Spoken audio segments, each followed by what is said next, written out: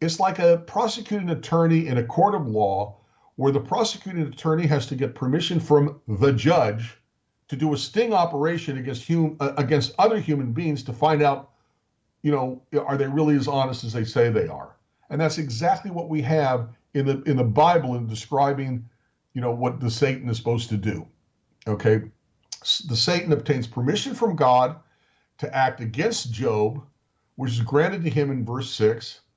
And the Satan has no power, no authority of his own. He's doing a job like a prosecuting attorney or district attorney in the American judicial system, and he gets permission from the judge, God, in everything he does. It's the Satan. And as a matter of fact, the biblical text paints the same picture of the Satan in what appears to be like the end of a Law and Order or something, like the end of a court scene. So in the following couple of quotations, the Satan stands in opposition to the accused, like a district attorney or prosecuting attorney stands at the end of a television court drama. The first angel of God mentioned below is like a defense attorney, but the Satan, his accuser, is like the district attorney or prosecutor.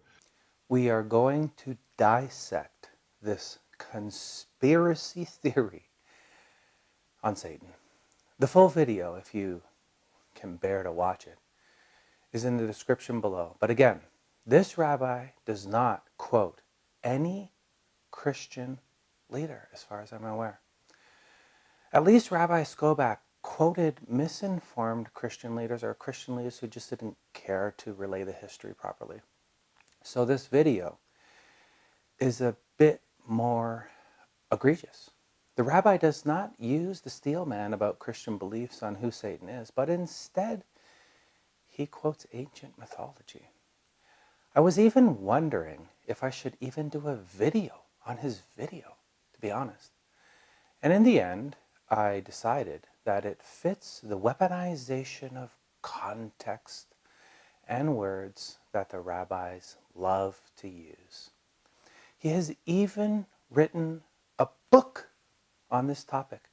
So he has tried desperately, has worked desperately to restructure the context on Satan so that in Judaism, but not in Tanakh, Satan is an angel of light. And as I will represent the Christian position that Satan is just God's meal, that will one day be taken behind the barn and shot in the head because it has rabies. Now we are going to keep the rabbi's parable though, but we are going to add to it because it is inaccurate in one specific detail. And if I am wrong for correcting or adding to your parable, Rabbi, please let me know. Because the last thing on earth I would want to be wrong about is that, in fact, Satan is an angel of light. The Lord said to Satan, "From where do you come?" Satan answered the Lord and said, "From roaming about on the earth and walking around on it." The Lord said to Satan, "Have you considered my servant Job? For there is none like him on the earth, a blameless and upright man, fearing God and turning away from evil."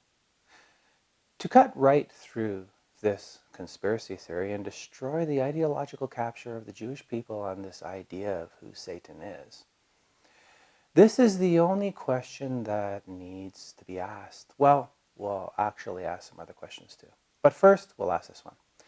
Is God correct about Job's character?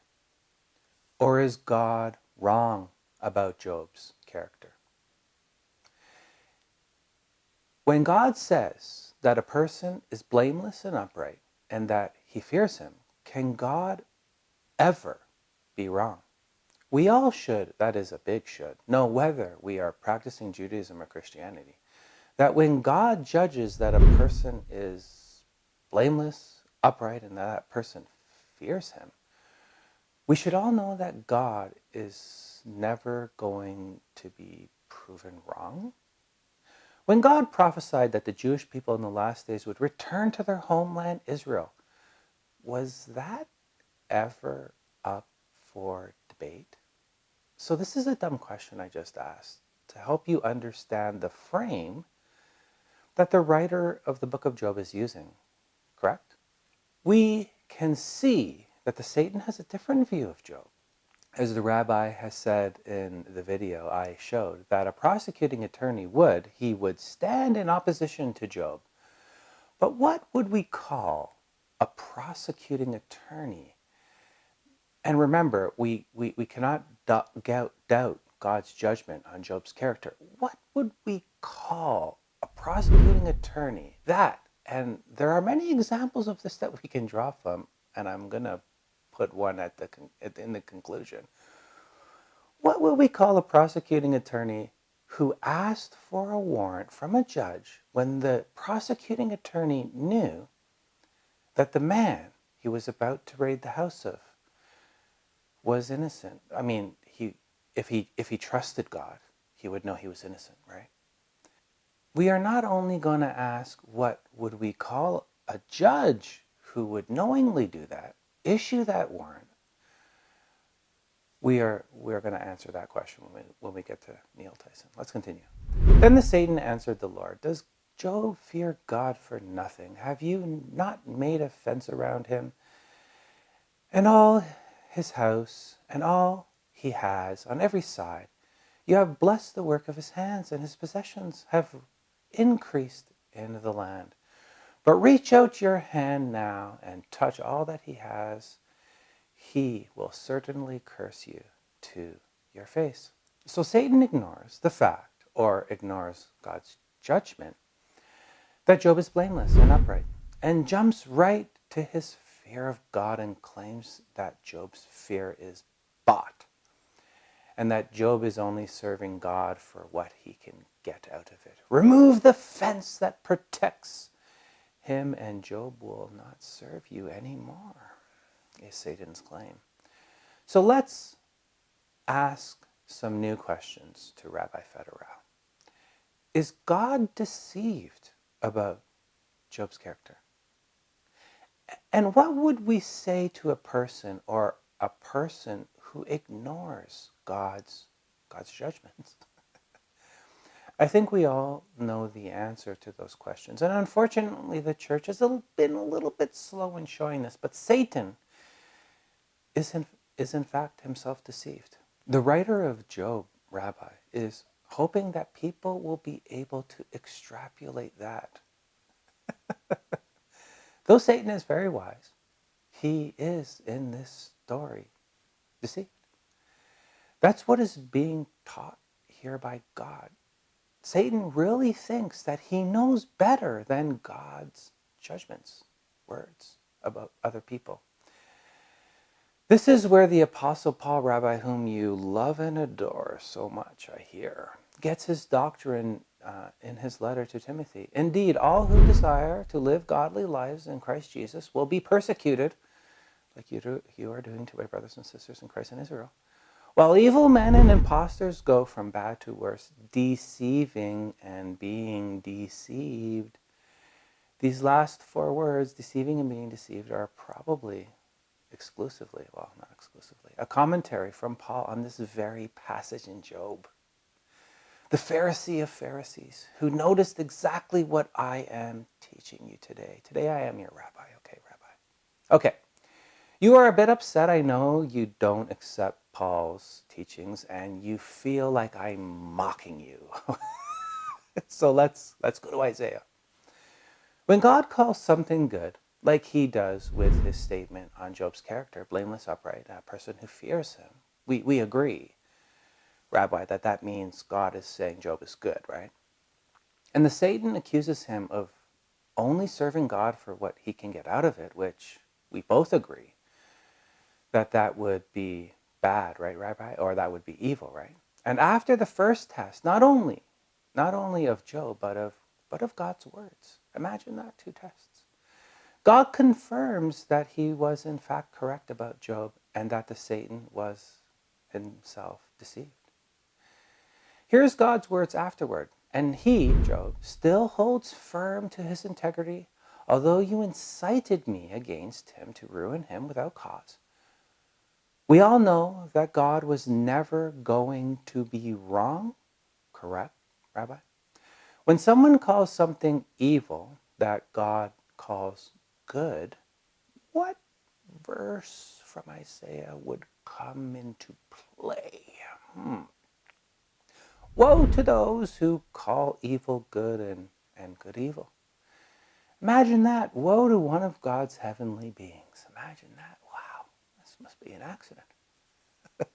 Unfortunately for your so-called parable, Rabbi, God confirms Satan to be a corrupt, keyword, corrupt, district attorney like one of those George Soros elected DAs. I was wondering if you were only teaching this nonsense because you are scared to be thrown out of the synagogue. Oh, fraidy cat. Well then, help me destroy the Pharisaical institutional capture of the synagogue and you'll never be scared again. So Isaiah and Paul knew something that you didn't. Would you agree with that? Or are you deceived too? And why would God allow such a thing to happen to an innocent man? And it is still happening today, isn't it? Innocent people are being arrested and convicted all the time by corrupt district attorneys. Christianity, true Christianity, teaches another doctrine that Paul probably got from observing this story about Job, Rabbi. When I am weak, I am strong. And do you know the funny thing about this principle, Rabbi? In the passage where Paul says this, it is in fact Satan who is tormenting him. That is what had made him weak. Oh, all the beautiful theology that came from this story. Because Job stood in faith. Which summarizes the book I wrote, Rabbi, and just means that Job was in a lack of knowledge about what was going on in heaven, like you are, and was not destroyed by his lack of knowledge. Job, metaphorically speaking, did not care to be thrown out of the pathetic synagogue that teaches lies and persecutes Messianic Jews. Let's wrap this up. The special counsel, Robert Durham, has testified before Congress that the whole Russian collusion, that the FBI, the media, at the behest of Adam Schiff, which gave the authorities the power to spy on a presidential campaign, I wonder if that's what they're doing now with all these indictments, spying on Trump again. It was all false. How many warrants were sought by corrupt prosecuting attorneys and issued by the FISA court based off this false narrative, Rabbi? How many, Rabbi? A false narrative that you are also promoting. Just like this man, John Durham, who we also believe to be corrupt, Rabbi. Satan is too, my friend. I'm sorry that I will have to be the one to break this to you. And you need to update your parable. Now, the only question remains, and is in part asked by Neil Tyson. Why would God allow this evil to take place, even though he knows the Satan to be incorrect? Is he not all-powerful? But first, we will deal with Rabbi Conspiracy Theory Singer.